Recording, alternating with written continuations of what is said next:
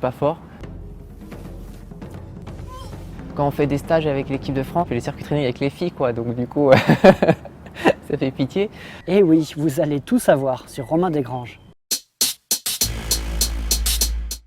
Bonjour à tous et bienvenue dans l'émission qui relaie toute l'info sur la grimpe en France. Tout d'abord, pour ceux qui ont manqué le voyage en Chine le week-end dernier, voici un rapide résumé de la Coupe du Monde à Chongqing.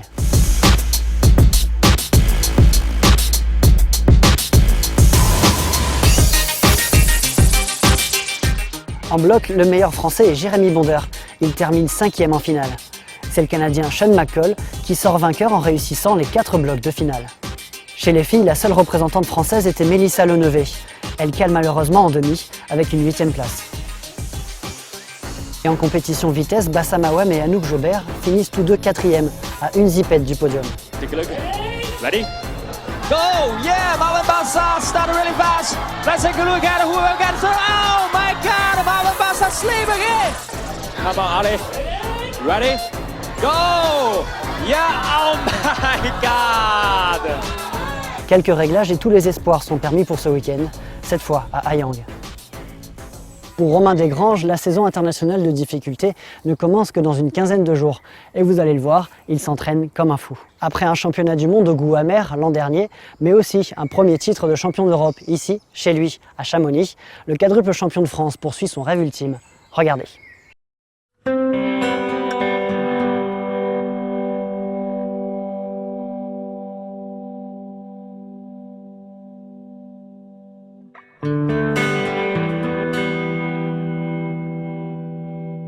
J'ai commencé l'escalade en UNSS, donc en sport scolaire. J'avais essayé plein de sports différents et il n'y avait pas forcément eu le déclic ou vraiment la passion du sport, quoi.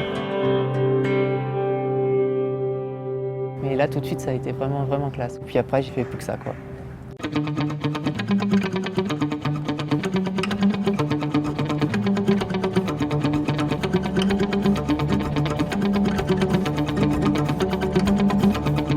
Pour l'instant, je suis branché vraiment à 300% sur les compétitions. Du coup, je fais 99,9% du mur. Et du coup, c'est de la résine, de l'entraînement, de la musculation, de la résine, de l'entraînement, et de l'entraînement, et de la résine, de la musculation, et de l'entraînement, et ainsi de suite, quoi. Si ça se trouve, quand j'arrêterai la compète, je continuerai à m'entraîner parce que j'aime ça, quoi. J'aime venir au gymnase, j'aime me faire mal au bras et continuer à m'entraîner et puis me dire ah tiens, si je fais ça, ça va être plus dur et j'essaye et puis c'est marrant, j'ai les bras pétés, c'est parfait. Ça m'éclate de faire ça, quoi. De repousser toutes ses limites et essayer d'aller toujours plus loin, toujours plus haut, toujours essayer de trouver à chaque fois le petit détail qui essaiera de faire la différence. Puis d'arriver le jour de la compète où t'as le rendu pour voir si ça a marché ou pas, quoi. Et puis après, bah, ça a marché ou ça n'a pas marché, mais tu retournes t'entraîner pour le prochain rendez-vous et ainsi de suite, quoi.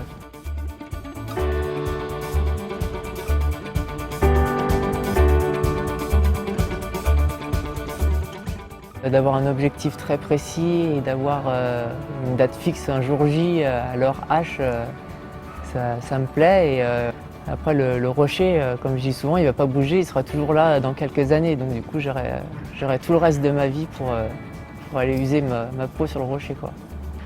Mais voilà, pour l'instant j'ai pas le temps et je me consacre à la compétition et je ferai ça après quand j'aurai le temps, quoi.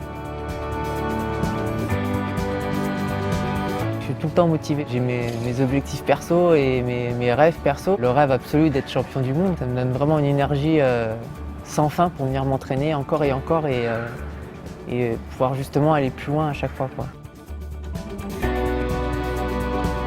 Être champion du monde, c'est pas être vice-champion du monde, c'est être champion du monde, quoi. Voilà, sur une compète, il n'y en aura qu'un seul qui sera content, quoi. Et même pour 2 ans, du coup, c'est tous les 2 ans, donc du coup, il n'y a qu'un seul élu pour 2 ans. Il y a le côté physique, énergétique que tu travailles un peu au quotidien. Et puis après, il y a le côté psychologique et mental qui se travaille tout doucement et en profondeur pour justement être présent et pas perdre les pédales à ce moment-là, quoi. Et se concentrer que sur une chose, c'est juste grimper, quoi, entre guillemets. C'est normalement simple.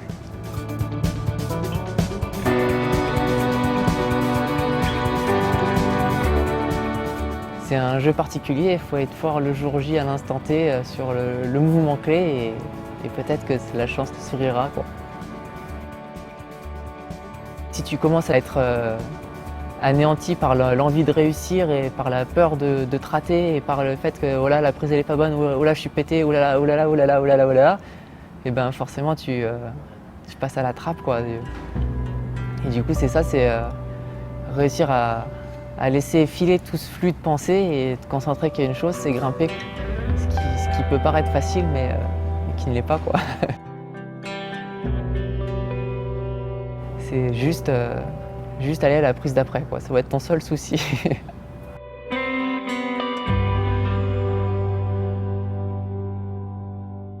Et pour cette préparation mentale, Romain a quand même un peu usé du rocher cet hiver à Joshua Tree. Il en sort un film, So High, qui est présenté en avant-première ce vendredi 26 à Chamonix. Je pense que Romain il s'est rendu compte qu'il avait besoin de se placer dans des situations où il faut réussir. D'aller à Joshua Tree faire des high balls, je pense qu'il n'y a pas mieux, quoi. Dans certains blocs qui montent à une dizaine de mètres, l'engagement il est tel qu'il faut aller de l'avant, il faut gagner, sinon la chute elle est mortelle.